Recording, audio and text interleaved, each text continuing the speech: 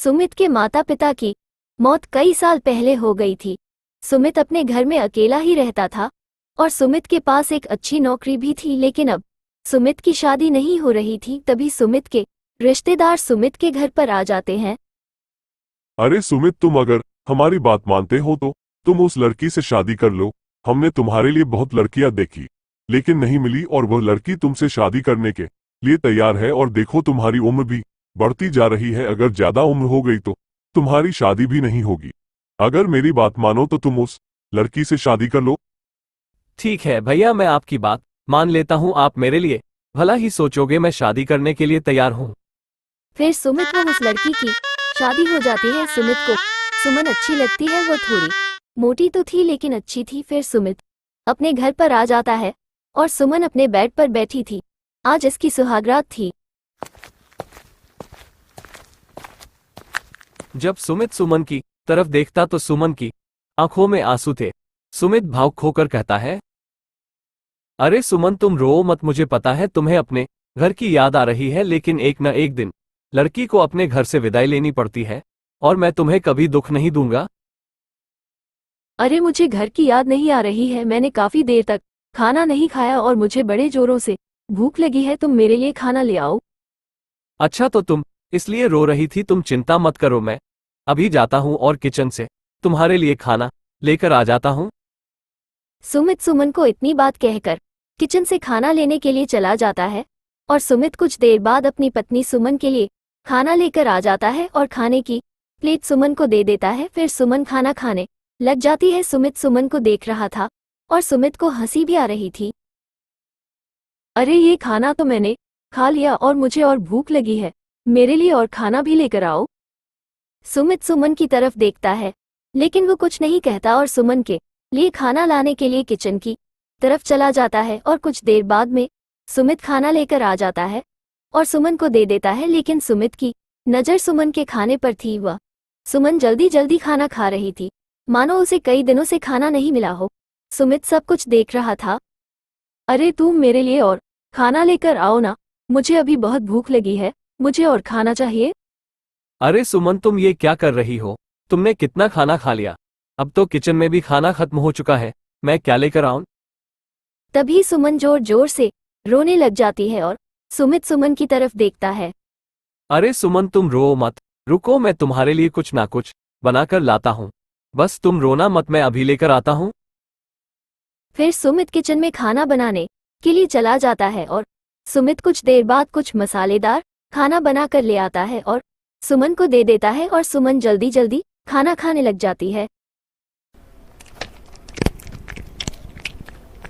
अरे वाह, यह मसालेदार खाना खाकर मुझे बहुत अच्छा लग रहा है। अब पेट भर गया है। चलो, मुझे नींद आ रही है, अब सो जाते हैं। फिर सुमित व सुमन दोनों ही थक जाते हैं। उन्हें काफी रात हो गई थी और वो दोनों अपने बिस्तर पर सो जाते हैं। जब अगली सुबह होती है तो सुमन अपने बिस्तर पर रोने लग जाती है। तभी सुमित देखता है और कहता है, अरे क्या बात है, तुम सुबह ही रोने क्यों लग गई? क्या हुआ? तुम्हारे पेट में दर्द हो रहा है? चलो डॉक्टर के पास चलते हैं।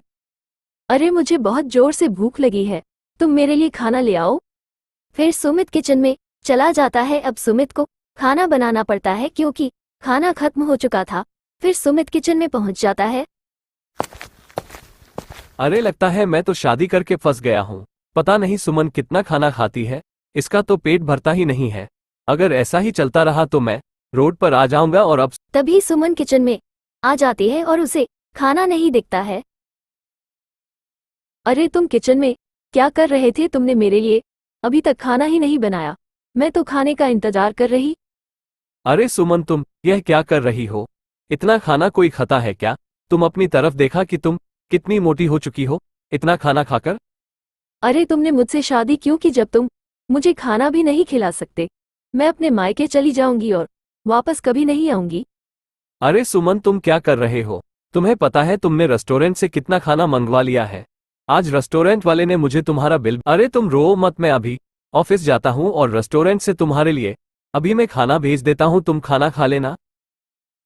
फिर सुमित इतनी बात कहकर अपने ऑफिस में काम करने के लिए चला जाता है और सुमन भी अपने कमरे में चली जाती है। तभी कुछ देर बाद डिलीवरी वाला आदमी आता है और सुमन के कमरे में जाकर सुमन को खाना पड़ा देता है और सुमन खाना खाने लग जाती है। सुमन सब कुछ कंट्रोल कर सकती थी लेकिन उससे भूख बर्दाश्त नहीं होती थी। फिर सुमन खाना खा रही थी। फिर अगली सुबह हो जाती है जब सुमित अपने ऑफिस से घर आता है क्योंकि आज रात को सुमित ऑफिस में ही रुक गया था।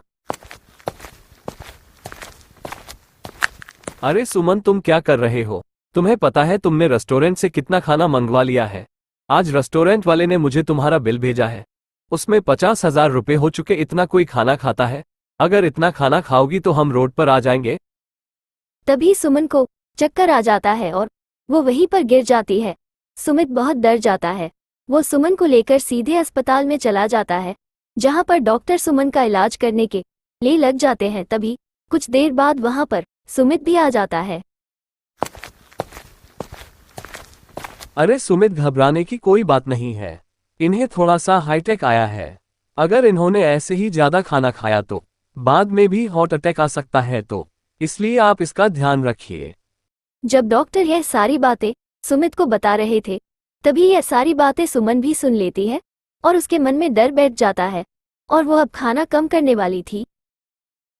फिर सुमन को डर लगने लग जाता है और वो घर का सारा काम करने लग जाती है और पतली भी होने लग जाती है। फिर सब सही हो जाता है।